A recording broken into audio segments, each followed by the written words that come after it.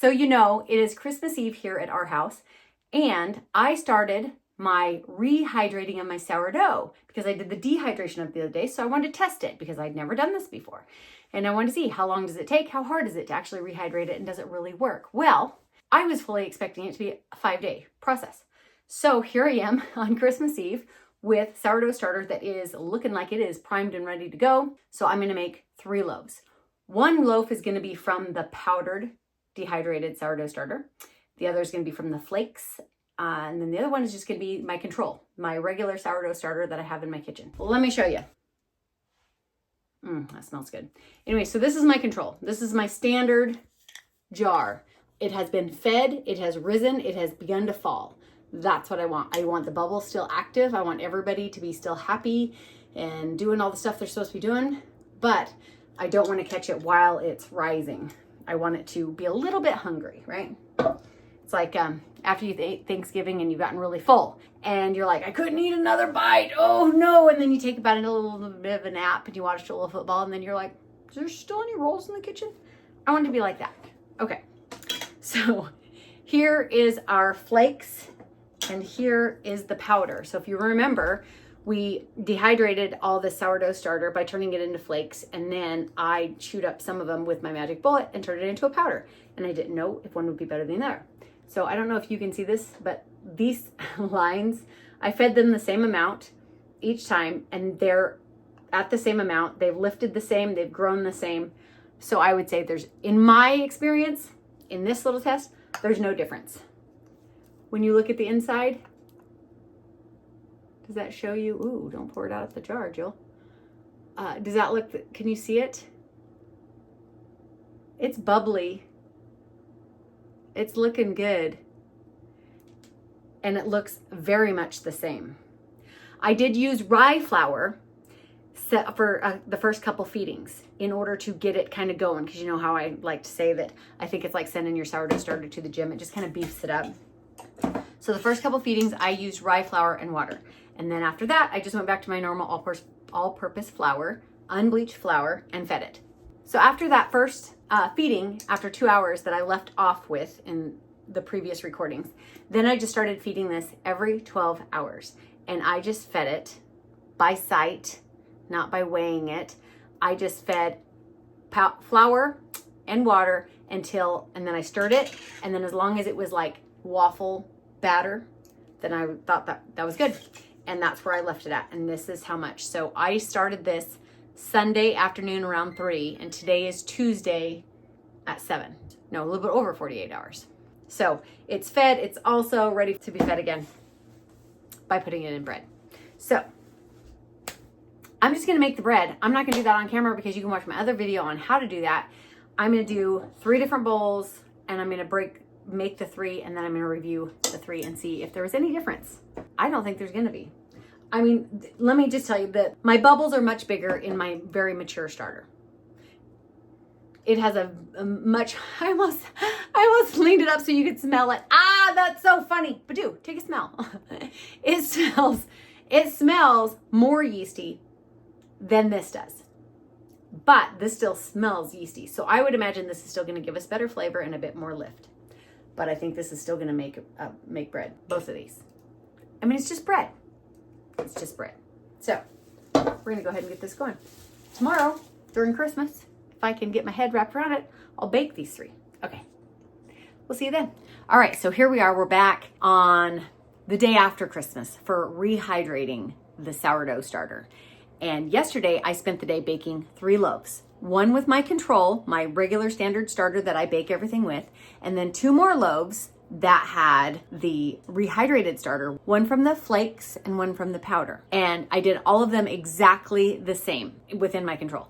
I even did it exactly as the recipe calls. And if you've watched my other video, I add a little bit extra sourdough. I like to get my consistency right, what I feel is right, before I actually do the shaping in the final stage. So that might mean that I add a little bit more flour to my loaf. The upside is it doesn't spread as much and it holds its shape a little bit better.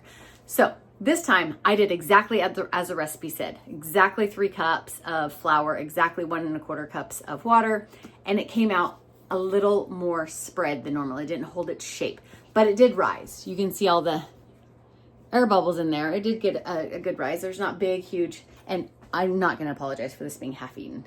I cooked it on Christmas Day, and we certainly dipped into it. But so this is my control loaf, right? So it's a little more spread, but it's good, and it's very soft. It's very springy. It's delicious. It's been in a plastic bag, so it's not quite as crisp, but it's still, you can still tap it, right? I was 85% convinced that my rehydrated starter was gonna just go off like nothing else. I was gonna end up with 3 identical loaves, and I was wrong. I was wrong. 52 hours rehydrating every 12 hours was not long enough for my kitchen. Now, all this is going to vary for your kitchen because everybody has different stuff in the air of their kitchen. Everybody's temperatures are different in their kitchen, and so on and so forth. So it's going to be different. So you just got to kind of run her and watch her, is what we like to say. Run her and watch her. I thought that I was going to be ready and I could make a loaf. Well, I wasn't, right. But I still have starter in my jar. So I'll just continue to feed it, give it another couple days, and try it again. If it doesn't rehydrate properly, I'm going to let you know because I'm showing you this. Okay, this one had problems all to itself, but so here's one of them. This was, I think, the flakes. And it just spread. Like I said, I didn't add the extra flour in it to keep it to where it held its shape. And I had to use my extra little fake bannetons. And so they're a little bit wider and it really spread out and it just did not hold its shape very well. However, it's got a nice crust.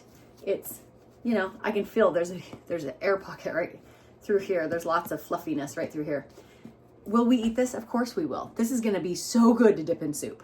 So good. So it's not wasted. It is not wasted. But is this what my sourdough loaf normally looks like? No, it did not rise to the occasion.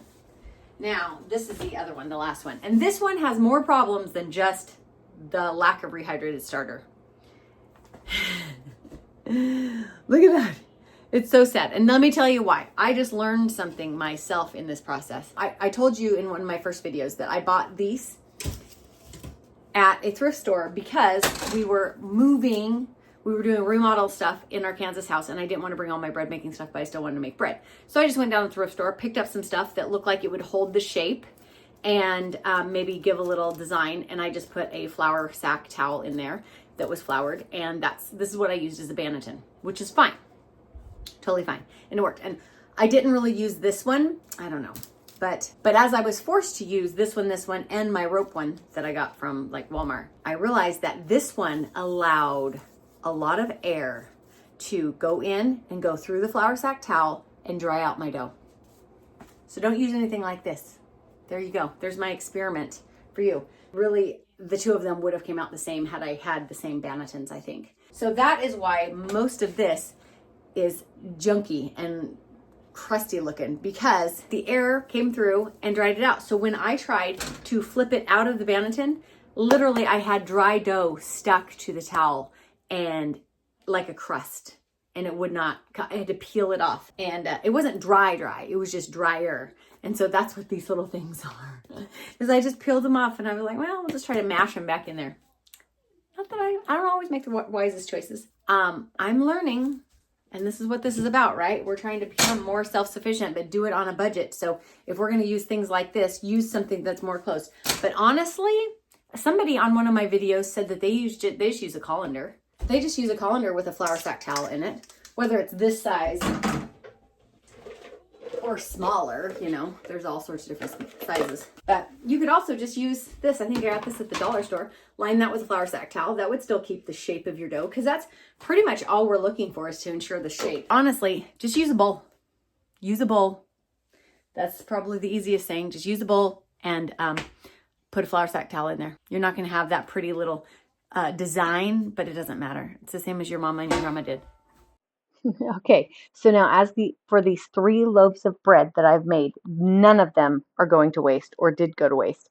The first loaf, this main control loaf, was delicious. We ate it as normal. We ate it for sandwiches, for toast in the morning, all the good stuff.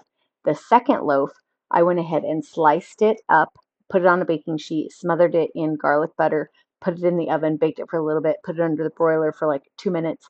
And when we made spaghetti, this was our garlic toast, and it was excellent. It had the crunchy outside. It was buttery goodness. It was delicious. My oldest daughter took the last piece to work with her for breakfast. It was so good. So I threw in some pictures of my family enjoying this loaf of bread. As for the third loaf, I went ahead and just stuck that in the freezer because I plan to do like a fondue or breadcrumbs with it. As for the existing starter that I am working on rehydrating, I will continue to feed it every 12 hours until it becomes mature, and then I will feed it every 24 hours or throw it in the fridge. I have full confidence that I will be making a perfect loaf of bread out of this starter. If you got any value out of this video, please like and subscribe and comment, and that way you will be notified of any future videos that I release. God has been so good to me this week, and I pray He's been good to you.